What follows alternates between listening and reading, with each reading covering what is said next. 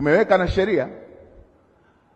Inasikitisha, katika baadhi ya maeneo wanaoongoza kuvunja hiyo sheria sio watu wa kawaida, ni magari ya serikali. Inawekwa mita 50, inawekwa hiyo sheria ya 50 kwa kilomita, hawafuati. Imewekwa zebra, hawafuati. Imewekwa taa, hawafuati.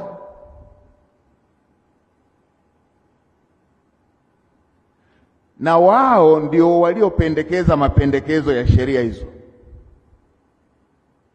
Bunge limetunga sheria hizo baada ya serikali kupendekeza. Wavunjaji wakuu wanakuwa wao wa serikali. Tunawapa kazi watekeleza sheria kila wakati kumuomba radhi mtu aliyevunja sheria.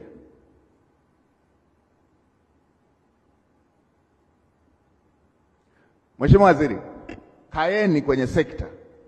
Kaeni sekta zote, wadau wote wanaohusika.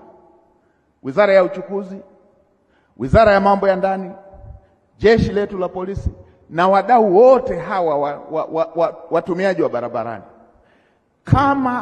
Kama tunaona mita zile tulizoweka, vibao vile tulivyoweka vya 50 vimepitwa na wakati, tuvibadilishe. Kama tunaona vimepitwa na wakati, tuvibadilishe.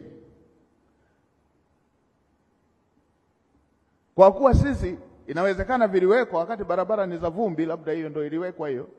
Kama haitekelezeki, tuibadilishe, tuweke ile tunayotumia.